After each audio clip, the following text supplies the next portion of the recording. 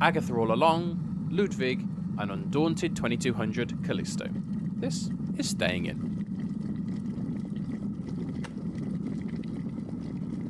I'm going to apologise at the gate if that's okay. Oh, I forgot that I was going to the dentist today and I've had a new filling put in. Oh, right, okay, good. Oh my. So the left side of my face is pretty still numb, if I'm honest. I've struggled to eat my dinner in one side of my face, and I've only just this moment now been able to speak properly without slurring my words. Good. I had a weird thing happen to me, though, because it's been a while since I've had a filling. Did they find something in there? Treasure map? Well, no. Yeah, cyanide pill. No. The dentist said to me, okay, we're just going to put a little plastic screen around your tooth while we're working on it. Okay. So the other teeth didn't get scared, or what? Well, yeah. I said, is it a bit like, when you see like dramas and it cuts to a scene in a hospital and they've got that kind of blue cloth over them and there's a hole cut in the cloth and that's the area they're working on. It's basically that, but a small version. It just fits around my tooth. The rest of it is kind of stretched across my mouth like a drum, essentially. Oh, God. I know. Pretty bizarre. It felt like they were kind of having me on and they just kind of snipped the fingers off a latex glove and were kind of just stretching it over my face. What's on the ceiling of your dentist's? So on the ceiling of my dentist is some tropical birds. I have like 2 or 3 per tile in a kind of diagonal manner. On the tiles, not just like a poster. They're kind of like stickers, like being cut out and stuck on to those tiles. Right, okay. If that makes sense. Yeah. So I just count the birds. Are you private? I am. Oh, right. Well, there we go. Oh, fancy. That explains that. I've just got the cast of The Simpsons on a poster. Is it the case? Is that intentional, or is it just a bit of mold that looks like them? That looks like, all right, okay. The NHS ain't that bad. I think it's fair to say, just in case you think that before we create some kind of class war here, the reason I am private is because I've tended to struggle with my teeth quite a bit. I've battered them and bashed them around quite a bit. And, you think you're better than us, Kris? Just admit it. Yeah. Come on. Well, Come on. yeah, absolutely. They got their own latex gloves on them. Screen them off. My teeth aren't as good as yours. That's basically what it is, essentially. You should do what I do and just don't go. That'd be great then. What do you mean you just don't go? When was the last time you went to the dentist? I don't remember. When they hurt last. Wow. I treat the dentist like I treat the doctors. I don't go and see them unless I need to see them. Right. I've got through 38 years. It's doing me okay. So the words check and up just mean nothing to you when put together. I don't want to waste their time. Right. To be fair, every time I go to the dentist, they do find something new to do. Exactly. I've got a filling in December. Have you? Yeah. Because and see, I don't. I swear it's always genuine, but it seems to be like when they look around and they speak and they start. You won't know this, Dan, because you've never been. But like when they do it and they speak that language that is deliberately confusing. Yeah. Like Battleships coordinates. Yeah, it's like D8, D874, D874 watch, and then they have the hook thing that they get and there's one tooth that I'm going to have filled in. They're like and then they're scraping away. It's like yeah. This is just falling apart. This is just stop digging. Just stop. It probably would have been fine if you just stopped. My favourite bit today was while I was having the procedure, my dentist dropped the drill into my mouth. Your drill. As they were using. Yeah, my drill. We all get our drill in private, Dan. Yeah, bring my toothbrush and my drill. The only thing I'm quite happy about now is for a while when I joined the dentist, they didn't have any music playing in the background, no radio, just me and the sound of scraping, sucking and drilling. And the tropical birds. Yeah. I think one of the last times I went to the dentist, I had it like a professional clean and stuff. My wife convinced me to get it kind of professional kind of cleaning as part of what I was having done. She was like, "Oh, you'll love it. It'll be great." And I was like, "Fine, I'll do it." I can't do it. And I would say for me, it wasn't a pleasant experience. I did not enjoy the sensation and I found it quite painful and horrible. I left and because my teeth then felt really kind of sensitive and it was horrible. I said to my wife, like, how could you enjoy that? Like, how could you think that was a good experience? She was like, "Oh, I've never had it done. I I just thought it'd be good. I was like, I hated it. How could you do that to me? And so since then, I've not gone to the dentist, and I've not had to deal with that again. So easy. Did your wife say the same to you about getting your car washed? Actually, like my wife, like was always scared of going in a car wash. Like as opposed I'm the to kind of same. washing I'm the same. And like eventually, I was kind of like, you know what? I'm just going to go in a car wash. And I got a bit confused the first time I went in there, and then I had to kind of walk her through it afterwards, like, because I don't want to have to keep washing her car because she never wanted to wash walk her it. through it, Dan. No. Yeah, I'll walk you through it. That's really gonna. That's not gonna stand out the sunroof. I'll have the diamond wax, please. It's 2 in 1. Triple foam. And he comes out the other end and he's got a little Christmas tree hanging from his...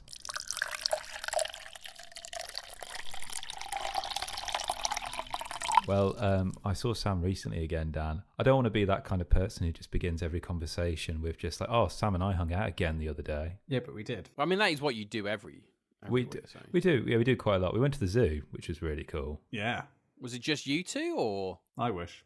did you go with kind of partners and family, or was it just you two like skipping down the path? Skipping down the skipping lane. There is actually a skipping lane at Chester Zoo, which we found for the first time. No, we just met up. I was there with family, and Kris and his wife joined us, and a lovely time was had by all. The animals were very active, Dan. Very active. What was the best animal? What was the best animal you saw? What was the kind of the number one attraction? I do enjoy the sloths, mainly because, you know, you think they're not there, and after a bit more looking, you just, oh right, yeah, there they are. He's been there the curled entire up. time. Just being very, very still. What else was great? The bats were great. Always loved going to see the bats. And the jaguars, I've not seen the jaguars before, but both the male and female jaguars were doing their thing at the weekend, which was great. And I saw a big snake as well. So, you know, all in all, it's great. Tick, tick, tick. Tick, tick, tick. Living The your best lemurs life are there. out. And then afterwards, we headed round to yours for dinner, which was great. We did. And we, well, given the fact that as of time of recording, Halloween is beckoning, Yes. we thought we'd play something that was a bit spooky. Spooky Games night. Every year. Every year, without fail. Yes.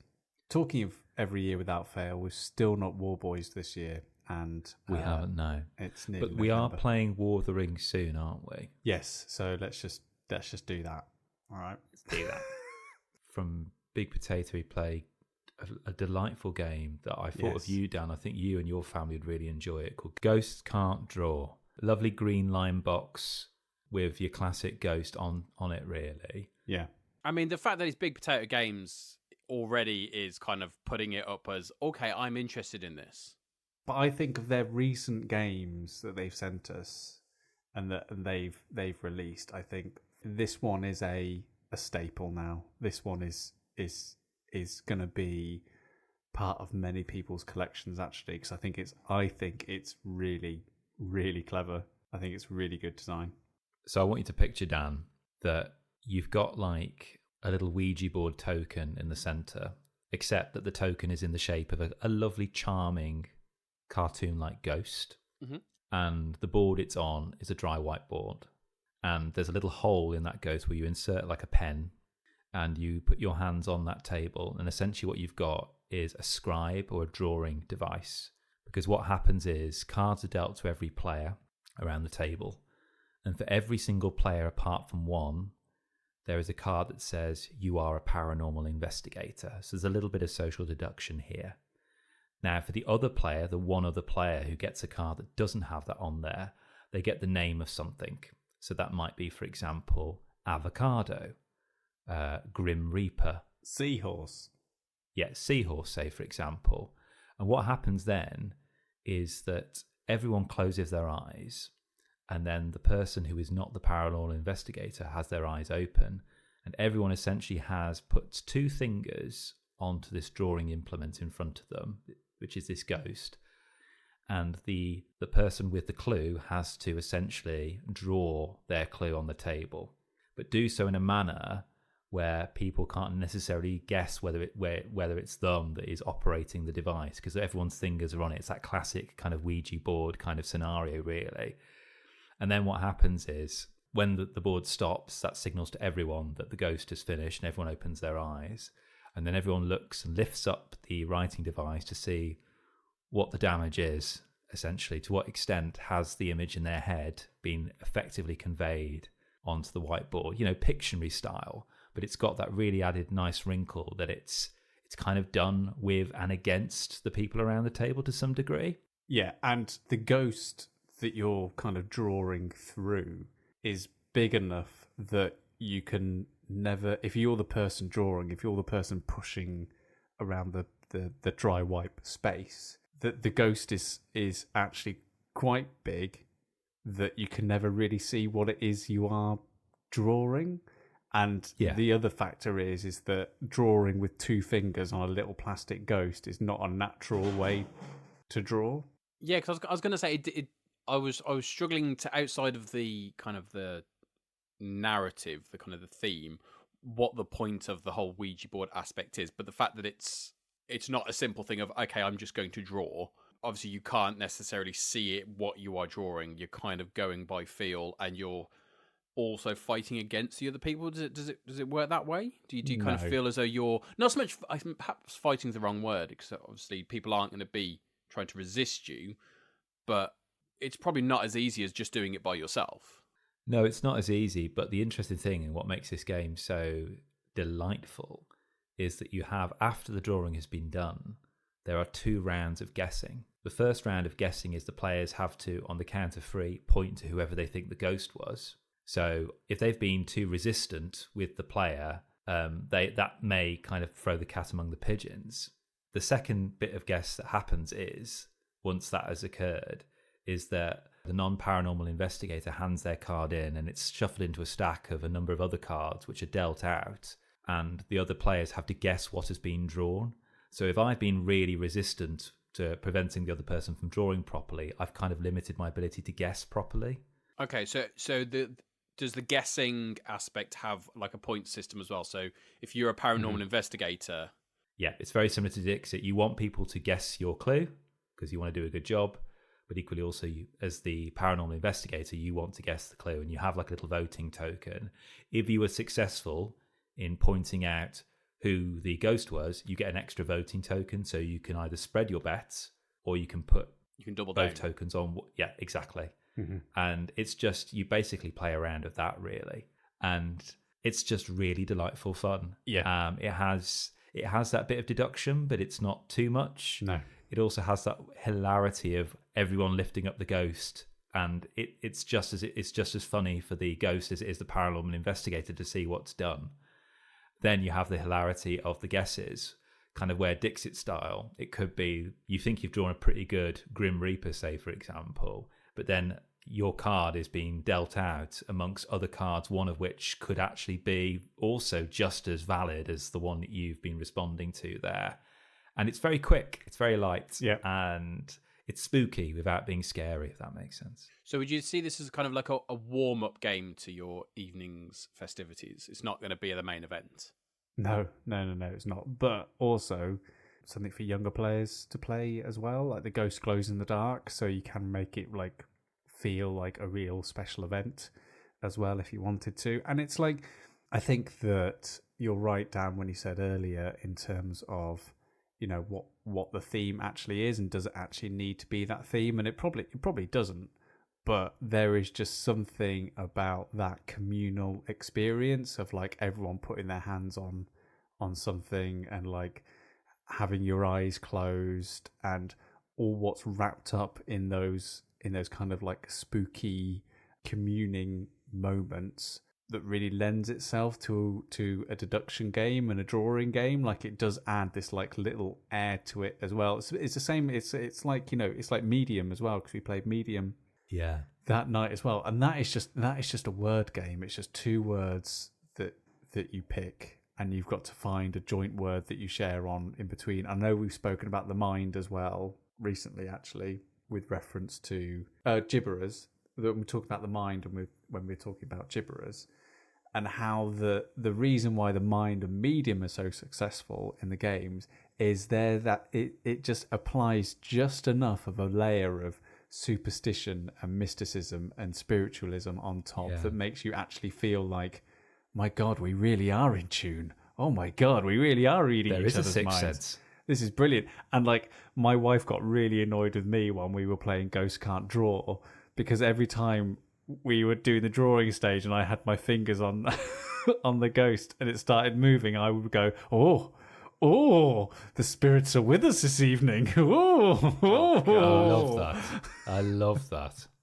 So I think that, you could I think you could theoretically put sort of any theme on this game and it would just be just as good. But I think that the reason why they picked the theme that they have, and quite wisely, is it does just add that little bit extra to it, which makes it feel like you are communing with something, and that's kind of special. I really like that. Yeah, well, by the sounds of it, I think it's a good way of making it a more collaborative experience when it's just one person.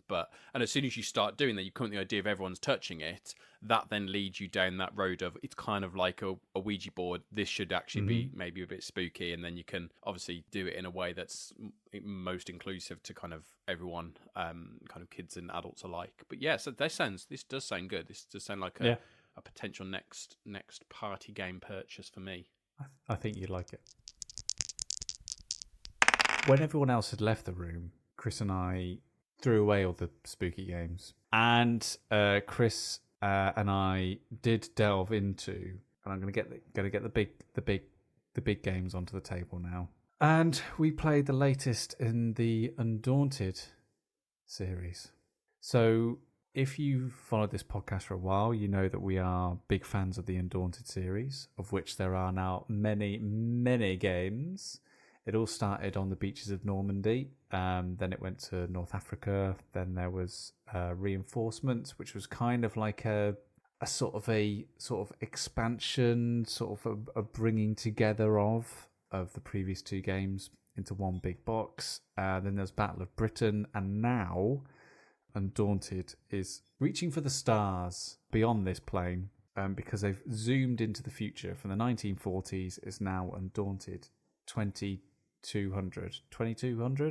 How do you say that? 2200. And I was a bit anxious about this, Sam, because I was thinking, okay, right, although I've not played Stalingrad yet, I was thinking, okay, forgot about that. Is this just a reskinning of Vanilla Undaunted to appeal to those players who, understandably so, aren't interested in playing a game that's based on a relatively recent historical conflict? They're just going to put it in the future and give it a science fiction skin. But it really isn't that. It's something new entirely. To give you a brief overview of what Undaunted is, so this is a mega successful, hugely successful wargaming. I could say that because Pete isn't here, because I'm sure he's screaming somewhere that I'm using the word wargaming to describe something. Well, he should have been here then, shouldn't he? He should have been here, Dan, you're right. But it's a hugely successful wargaming series from Osprey, and Undaunted essentially is a deck building game, where each player, one will play the Axis and one will play the Allies, and you've got a hand of cards. Each card represents a force on the field. They might be like a gunner or a rifleman or a scout, or they might be a sergeant or an officer. And by playing those cards and picking particular actions on those cards, you can move tokens around the board, do a little bit of light skirmishing, using vehicles, using snipers across a great distance, etc., until one of you eventually overcomes the other, either by depleting the other person's forces by a certain degree or by capturing certain objective points. This all came to a head sort of, was it last year we played Battle of Britain, which was the same sort of idea but put into the skies in planes rather than across the fields of Normandy and North Africa and Stalingrad. So Undaunted 2200, Callisto, it kind of feels like the sort of the reins of the designers have kind of been taken off a little bit with this game. So David Thompson and Trevor Benjamin have designed this series from the start, and it's always been based in a World War II conflict. And I think that's kind of suited the design somewhat. And I agree with you, Kris, when you said you were skeptical about this, because I was skeptical about it as well. But it kind of feels like this is a natural point for the series to get to, like completely abandoning any prehistory understanding about conflicts that genuinely happened and have gone in the past, and setting this game in a scenario which is completely fictionalized and all of their own creation. And that is really the first sort of thing that strikes you when you get this massive heavy box down from the shelf. Like, it's actually not a massive box, but it's very, very heavy. Is this kind of connected to the kind of the IP of the Callisto Protocol game? No, it's not. Okay, so it's just happenstance that it has a similar name. Yeah, just for some reason. It's a bit like when Bugs Life and Ants came out very close to each other. It's just everyone's been a bit obsessed with Callisto for whatever. But no, it's not Okay. associated with the Callisto It's Protocol. more Titanfall almost, it feels like. Yeah. But yeah, so from the moment you open up this heavy box, if you've played an Undaunted game before, you'll immediately know the difference, because what is inside the box is, first of all, big boards to play on, big pre-printed boards. So usually with all the Undaunted series, you'd get a modular system where the first thing you'd have to do when you played each scenario is like, right, we need to get 7A and 5B and smush them together with 6C to create the map on which we're playing. However, with Callisto, I'll just refer to it as Callisto now. However, with the Callisto, when you want to play a scenario, you just get the map out for it. And these are all pre-printed maps and boards that just go straight onto your table with no fuss, and everything that you need for that particular scenario is kind of printed on the board. I think what's that has given the designers and the artist is such an amazing palette on which to feed off. Because before, where everything was modular and kind of had to work together and kind of had to be in and of itself, but also part of a whole at the same time, the landscapes never really gelled. For me, I think that's one of the reasons why I like Battle of Britain quite a lot, is because it was just a lot of sea and a bit of a cliff. But with Callisto, the art design and the direction on the board, it has such an appeal to me. Like, you're immediately taken to this place of Callisto, into the future where there's bridges and there's different like vats and chemical storage plants and hidden like gullies and valleys and mining operations all happening around in this place. And it immediately becomes a world where you're imagining these battles actually happening. And from the off, I'm just there. Like, I've always had a bit of a beef with kind of quote unquote recreating bits of a real war. Like, that's not to say that I've never not enjoyed the Undaunted series, and Memoir 44 is one of mine and Kris's favourite two-player games, hands down. But there's always been a little bit of a strange feeling in my tummy where it's kind of like, oh, we're kind of like, this is... I think we've talked about that in the past when you've talked about the Undaunted games and highlighted the fact of there is a kind of a problematic element to it that is kind of looking at these real life tragic events through a prism of entertainment. I think perhaps actually when we talked about Battle of Britain before, I think you said that the next step they were planning on doing was moving to the future, and you were really interested to see, okay, well, how is that going to work? Now you remove this aspect from it. But it sounds as though it's still maintained kind of all the good stuff. Yeah, it's maintained all the good stuff. It plays like Undaunted, like the main mechanics have stayed. They've definitely, and apologies for kind of talking in a language of like already understanding that you know a little bit about what Undaunted is, but it would take us too long to kind of explain all these things. And I think if you kind of are interested, you'll probably know already. But I think with Callisto as well, it's a bit of a merging of a lot of the mechanics and a lot of the systems that they kind of worked with and experimented with inside of the previous Undaunted. So it feels like the merging and the melding of both vehicles and people and operations on the ground is a lot more substantial in Callisto. So, for example, in this, you have mechs and you have basically teams and squads of people who are inside the mechs, and then few squads of people who are outside. and the mechs feel really substantial, and they feel like they are real living things across the map, and how you interact with them and how the mechs interact with the map and with the people around them feels really meaty, and like kind of like that's how a mech would work. Like, for example, Kris played the faction that had the mechs, and you basically have 4 people inside them. One of them's a navigator, one of them's a gunner, one of them's working on the systems, the engineering. So some turns all he could do was just move, and some turns all he could do was just fight. And when I was attacking him, when he would have to take casualties, he would decide which part of the mech is it going to affect? Am I going to lose my ability to move, or do I want to lose my ability to shoot? And that feels really robust, and it feels really exceptionally well thought out. But I think it is, and it does just come down to, for me, why Callisto is sort of starting to rise up, in my opinion, in terms of, well, if I'm going to get Undaunted to the table, because I've kept all of them, if we're going to get Undaunted to the table, which one is it going to be? Now, Callisto is suddenly starting to rise up in my estimations of which Undaunted I'll bring to the table. And I think, I don't know, Kris, if you agree, it felt like the battle and the battles that we had felt a lot more on the edge and a lot more toing and froing than they ever have when we played Undaunted before. Yeah, it's really interesting because I think there's an Undaunted for every person out there.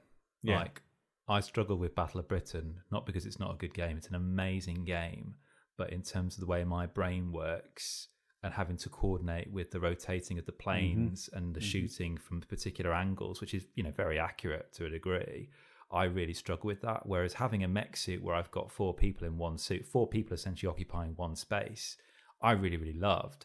And it continues to have those wonderful kind of touchstones that you see in every single Undaunted game, where every character has a name on it.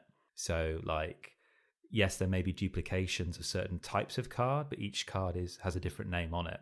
So it's still not lost that's that kind of human presence within it, even though it's set in a far distant future in a fictional kind of world, really. So I really, really like that. And that combination of card management and dice throwing, it is a quick game. It feels like turns are really quick in this, because you're limited by what you can do with the cards you've got in your hand.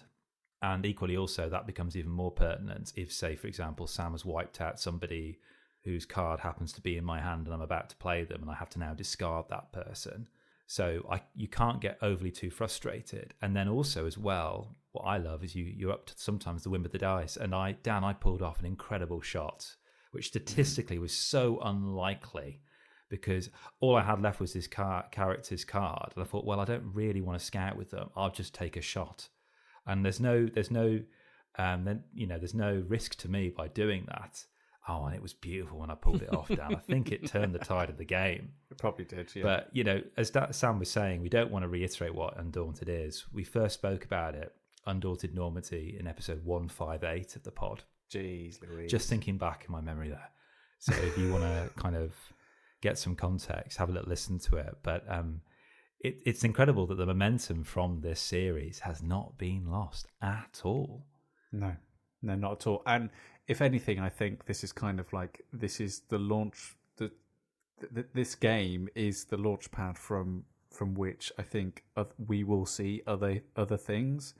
And part of that is me sort of hoping and wishing, and the other part of it is a little bit of what Osprey had to show at Essen, actually, is some more things to come out of this world, which isn't Undaunted, which I am super here for, because I feel like that is a kind of world that kind of makes sense. And I can definitely appreciate why they've stuck where they stuck for quite a while, because that is quote unquote the audience. But it definitely feels like the designers have always kind of wanted to go in this direction, and finally they've been given that reign and that license to actually do so. And you get that basically, I think, from the solo rules. So as someone who likes to play on their own and with themselves quite a lot, the solo rules for Undaunted are some of the most robust, some of the most detailed, some of the most well thought out that I've ever encountered. But what I found most intriguing about how the solo rules is laid out is the narrative that they've put on them. Like the solo rule book is like the thickest rule book out of the ones you get in here because they put so much effort into building this world and building this narrative and trying to create a through line depending on which faction that you want to be. You either be the Breakers or the LFA, and which faction you want to side with. And that is something they could have never done with the settings of the previous Undaunted, because there's no way they could ever have justified narratively how the Axis won over the Allies, or try and justify any of those actions to the player. But because this is set in a completely fictional world, a completely fictional tale, they've now got the license to do that. And I feel that, just like as Kris said, all the cards have got names on them, and what Undaunted always did right was make the battles feel personal and make the battles feel actually like they had stakes. But now what is the improvement is now the world feels like it matters. Now the world feels like there's stakes in it, which wasn't there before. And I feel like that's just a genius bit of, right, let's just cut the chain, cut the anchor, and let's go let loose, and let's see actually what this system can do. And I'm very, very impressed by the outcome.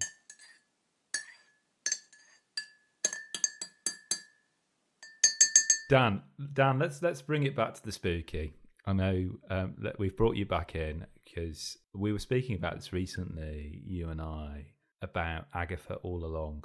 We've held off talking about it. I am about 6 eps in, and I'm enjoying it. I really am enjoying it. Yeah, so kind of at the time of the recording, all that's really left is the finale. So it's basically a 2-episode finale. Both have been released at the same time, so got basically an hour long, because they're only about 20 minutes long. And yeah, it's kind of just at the right time of year, that spookiness. And I think it, as someone who doesn't like scary things, it's got a nice little bit of spookiness, a little bit of an edge to it, without kind of being kind of actively scary. But I am kind of really enjoying it. It's following on from WandaVision, with a lot of the same team behind WandaVision. And I think we can all probably agree that in the post-Endgame, let's call it a bit of a slump that Marvel have experienced, there have been some high points, and some of those high points, some of the highest high points, have been found in their TV series, and that's one of those would probably be WandaVision. And the reason why I think it was so successful and so popular was there was a real clear vision as to what it was, and then very well executed. They were willing to go in a direction that they've not gone before, and really kind of play around with genre and elements like that. And I think Agatha All Along, narratively, obviously, is a sequel to WandaVision. It follows the character of Agatha Harkness, who is introduced in WandaVision, and it kind of follows her story. So it is a spiritual sequel, in the same vein that my understanding is there will be a 3rd series based around Vision. I think it may be called a Vision Quest, but I may be just taking kind of the internet's rumours for fact there. So it is part of a wider story, and this is kind of Agatha's chapter. But by the nature of Agatha Harkness being kind of a witch, the whole idea of the use of kind of the witch trials, naturally that falls into spooky territory. And it really does, rather than just kind of go for your classic spookiness, it really kind of delves a little bit into kind of witches, which I don't think probably, they're not really in fashion really now, in terms of kind of the spookiness. But Halloween and stuff has been more kind of taken on by just scary films and killers and all that stuff, as opposed to the old-fashioned, your vampires, your witches, your werewolves. You don't see a lot of them anymore. So it is really interesting to kind of see it explore elements of witches, both historically and kind of across culture. And what's interesting is that in the closing credits, beneath kind of the closing credits, are all these pop cultural references to witches, some linked to the show, but others you'll see an image of Lisa Simpson in a witch's outfit. You'll see the Wicked Witch of the West from The Wizard of Oz. Clearly all these different things that are kind of using pop culture, and not to kind of bury the lead in that sense, but that's kind of what it's doing. And so the story itself kind of picks up straight after WandaVision, where spoilers for anyone who hasn't seen it, but at the end of WandaVision, Wanda places Agatha under a spell where she basically doesn't know who she is, and she keeps living within the world that Wanda has created during that series. And so we pick it up kind of shortly after that, and we find that through this spell, she has put herself in the position of kind of your classic TV detective, kind of Mayor of Easttown. The first episode really kind of, in the same way that WandaVision parodied old sitcoms, there is definitely a sense of Mayor of Easttown, really your classic North American kind of detective show. And that's how it starts, but very quickly you start to realize that not all is not what it seems, and actually this is all an illusion that she's seeing, and quite quickly falls out of it. And she then starts to think, okay, well, how do I get my power back? And she can get her power back by traveling down what is called the Witch's Road. And at the end of the Witch's Road, you can get whatever you desire. But obviously the Witch's Road isn't particularly straightforward. So she requires a group of witches to join her and create a coven. And as in doing so, you're introduced to a cast of various characters, and none of them are your stereotypes of what you think of as witches, but there is a psychic, or there is someone who works in kind of health and aromatherapy and that kind of thing, and there's kind of a link to kind of potion making, all that stuff. And as the group is brought together, you start to understand this kind of idea of what the coven is, of kind of sisterhood and all that kind of thing, and they're all there for a particular reason, and why are they all together, and what does that mean, and actually can they trust each other? Agatha Harkness is renowned for being untrustworthy, has killed people in the past, has stolen power from people, tried to steal power from Wanda. And so you have this kind of island of misfit toys element of witches come together because they all have a purpose for going down the witch's road to gain something. But then there is the mysteries of what do they all want, what are they trying to achieve, and why are they kind of willing to trust each other. On top of all that, you throw in one kind of main mystery of character of Teen, referred to as Teen because when he is asked his name, when he tells his name, kind of a symbol crosses his mouth and it is muted, or the sound fades down and we don't know what he says. And the characters don't know either. So they're very suspicious about this.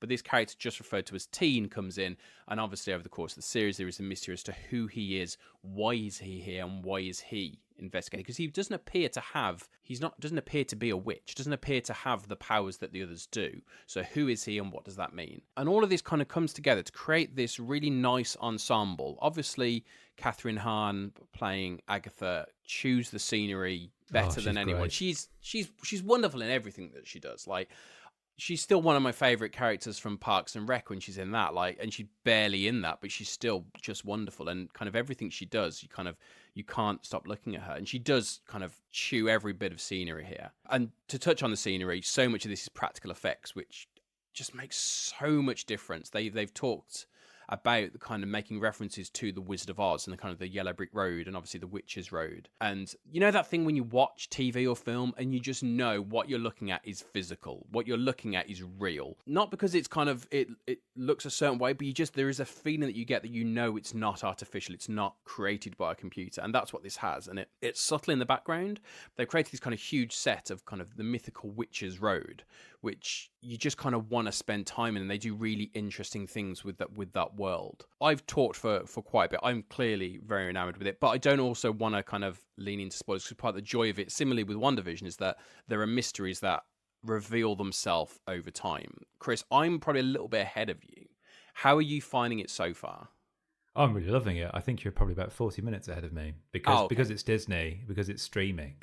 You'll have one episode that will be 40 minutes long, and then another episode which will be like 20 minutes long, and then another one which is like an hour. So sometimes that kind of rhythm does irritate me with streaming shows, but here we are where we are. I listen to a spoiler podcast series which talks about films and TV series quite a bit, and one of the presenters on there said that they like Agatha All Along because it reminds them of like a spooky version of Taskmaster, because essentially like every week the characters have to complete, as you say, Dan, different trials along the way of the Witch's Road. And generally speaking, classically, one of those trials will relate to a kind of a weakness or a barrier amongst one of the coven that they have to overcome. And so for like 1 week, it'll be in a very plush upper middle class kind of house, and there's something going wrong here and they have to solve clues to try and find the way out. Another one, it's like a classic kind of hippie kind of commune kind of space. Another one is like an 80s slumber party. But each time they have to try and work together, and it's that classic escape room thing where certain characters will have to go off to look for other areas of the puzzle. They'll have visions of something there from their own past, and the audience is kind of like lapping this up because it is spooky. It is spooky. Like, Dan, for the last few episodes, we've tried to gauge what your level of horror is. This is scarier than Indica, definitely, without a shadow of a doubt. But it's as camp as hell, which is why I also love it to pieces. And it is funny. And how it's not laugh out loud funny, but it's not like screaming horrific. It's just a little bit of both, this delightful admixture which makes it spooky, not scary, and it's just an utter joy for that. I must admit, like up until episode 6, I felt that it was getting a little bit repetitive in that cycle. I didn't mind it because there's a comfort that comes from that sense of repetition. But episode 6 has a kind of a slightly different tone, really, which suggests a deeper kind of through line, really, rather than just this sense of them kind of laying the bricks of the road just ahead of the audience, as it were, really. And it has lots of fun with itself. It doesn't take itself too seriously. And the cast are brilliant. You've got Catherine Hahn.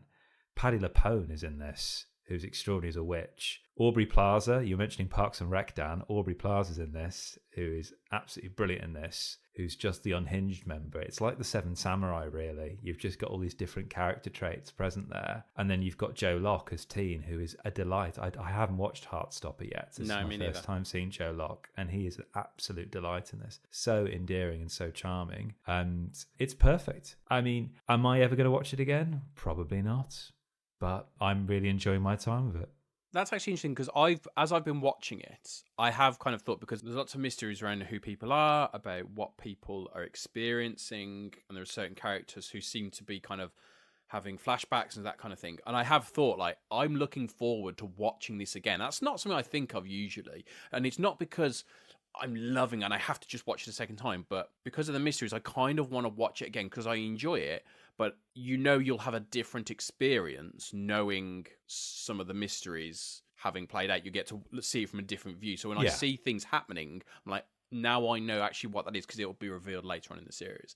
It's interesting you touch on the cast as well, because I think one of the issues I've had with Marvel more recently is something with their casting, and that I think at times they have gone more stunt casting. I think infamously, I said at the end of Eternals when there was a piece of casting revealed that nearly made me give up on Marvel whatsoever.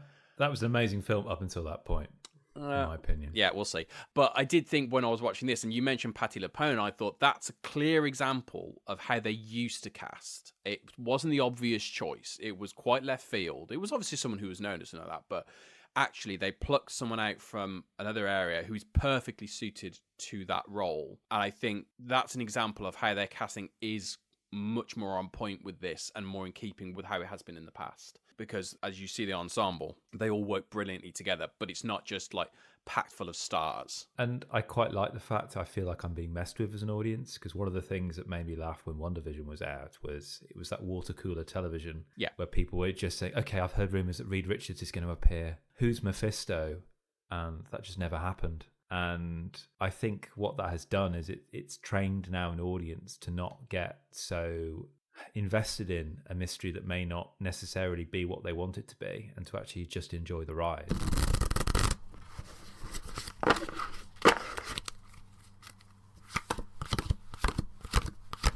I was recommended a few weeks ago by Sam a TV series that I had seen on television advertised, but for whatever reason I hadn't got round to it, which was Ludwig.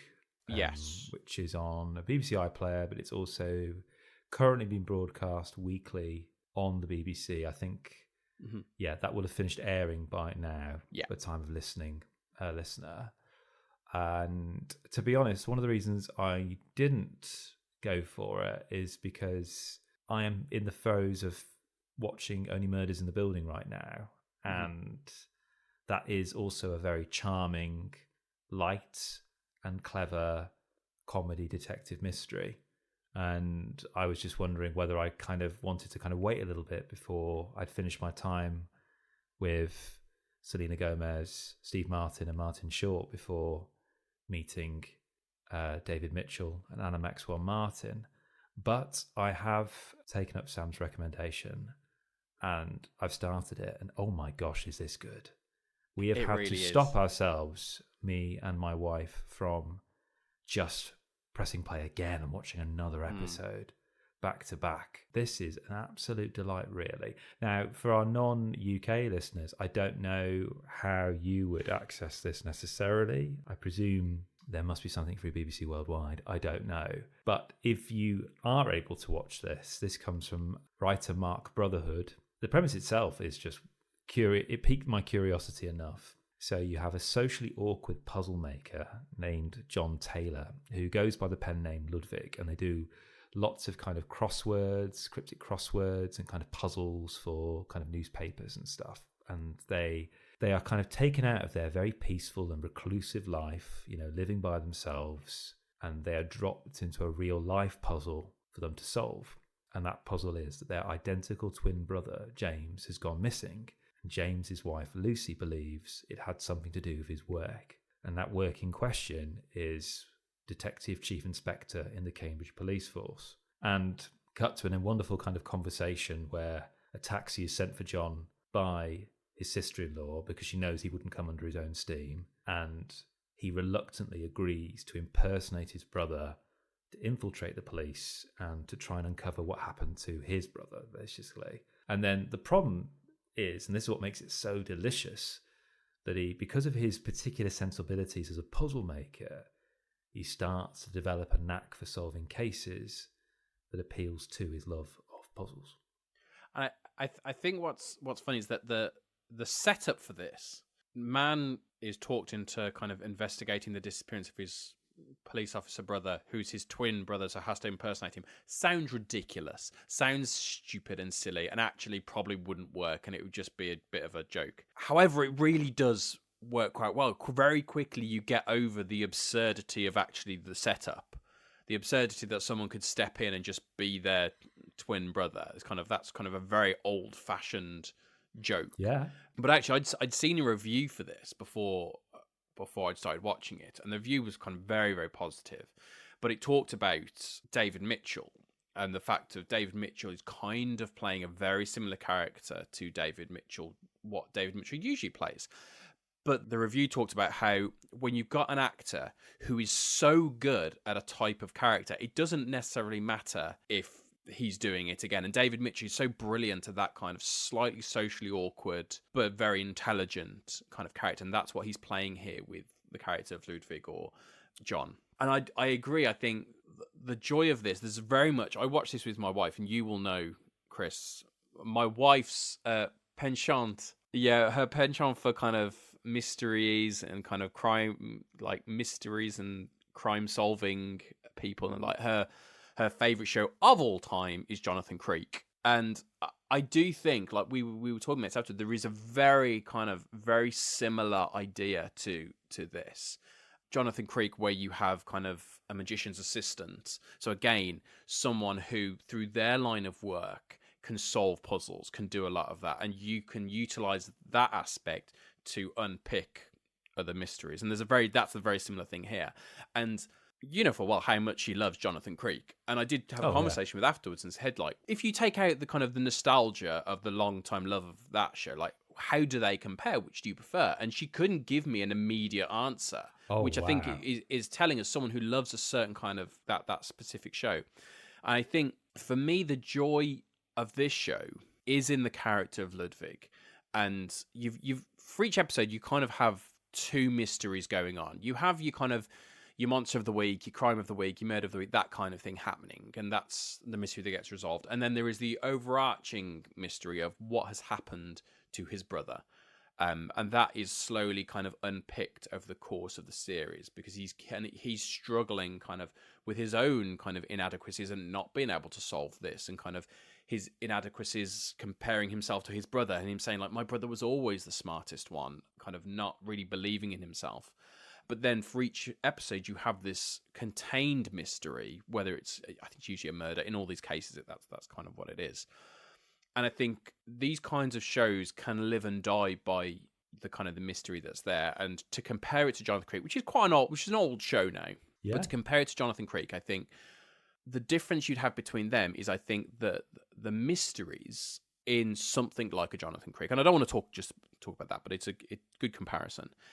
The mysteries there are very, very clever in terms of the mysteries, and I don't think the mysteries necessarily are that clever in Ludwig. However, what's wonderful is how the character of Ludwig solves it. That's the joy of it. Yeah. Actually, when you see the outcome, it's not that fantastical. It's like that's a feasible kind of thing to have happened. However, the way in which he is able to unpick it and use his kind of puzzling mind to unpick these murders, that's the joy. And you kind of think, when you have a locked room murder, like your classic kind of thing of like, there is a locked room, there is a man inside, but he was murdered. How is that possible? The way he's able to unpick those using his own kind of skill set, that's the joy of it. It feels old-fashioned, and yet it feels new and fresh at the same time. It feeds into a lot of those old-fashioned kind of themes and kind of tonalities of those old shows. It's interesting you say that, because I know that the writer Mark Brotherhood was quite heavily influenced by Columbo, which for many people is like the greatest detective ever. But he was particularly drawn to this idea of one of the reasons why Columbo is such an appeal is that he is essentially an odd person who is going to make everything all right again. This person who kind of walks in, who the suspects don't know where to put them. They are following the law by the book. They're straight and narrow, but by that same token, it's slightly unorthodox in the way in which they approach things. So it's very difficult for a suspect to try and kind of puzzle them to a degree. And obviously, one of the differences the writer talks about is with Columbo, it's a howdunit, whereas in this, which is my favourite, it's a whodunit essentially. And in addition to it being a different crime each week, what thing I like about Ludwig is it's a different puzzle type each week. So, for example, you will have one week it'll be a logic puzzle, then another week it will be like spot the difference, and then one I think is like around a chess puzzle, say for example. And these are all the kinds of puzzles that one would see in like a newspaper. And I think this could become really farcical as a premise. As you say, Dan, he's playing his identical twin brother. He's having to infiltrate. He's not just a constable in the police force. He's a detective chief inspector. And, he turns up to work each day and he's trying to park his brother's car and he struggles every time. And people are starting to get a bit suspicious, but not in the sense of like, hang on, this isn't the right person. It's more the case of, this is very unorthodox.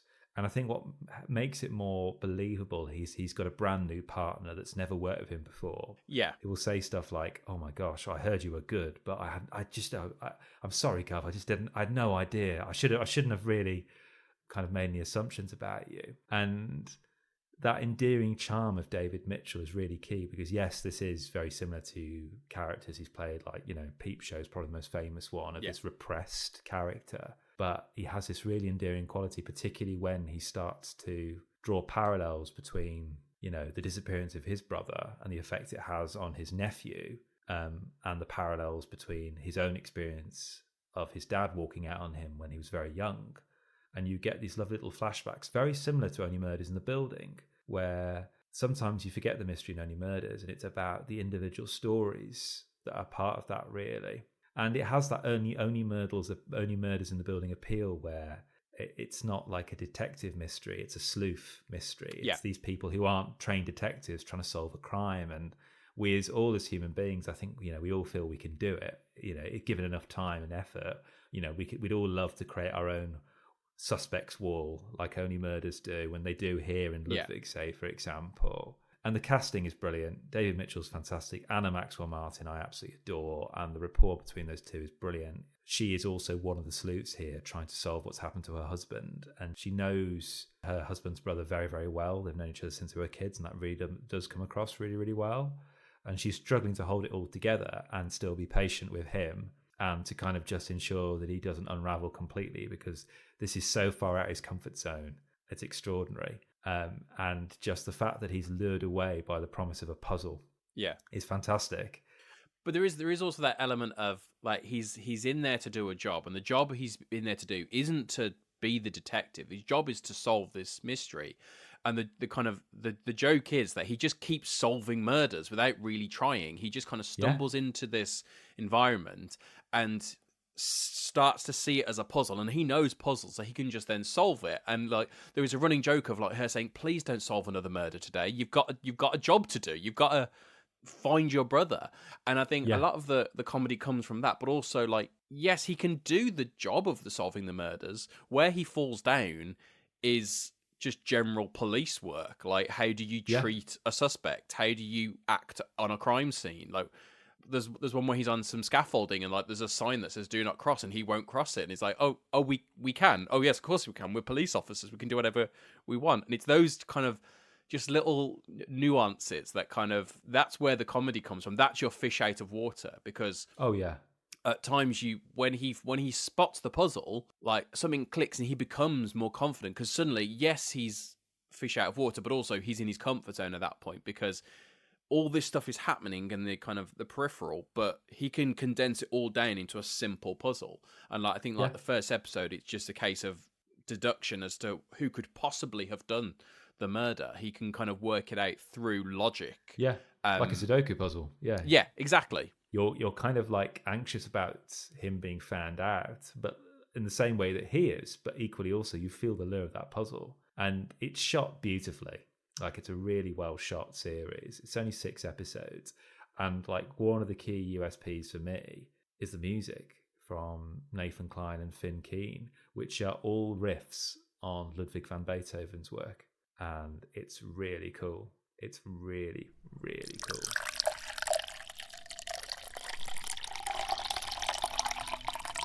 Right, so thank you for listening. And before we go, just a little reminder, if you haven't already, tell a friend about us. You know when you have those conversations, you're like, what are you watching on TV? If you're watching anything good at the moment, what you maybe a game you're playing.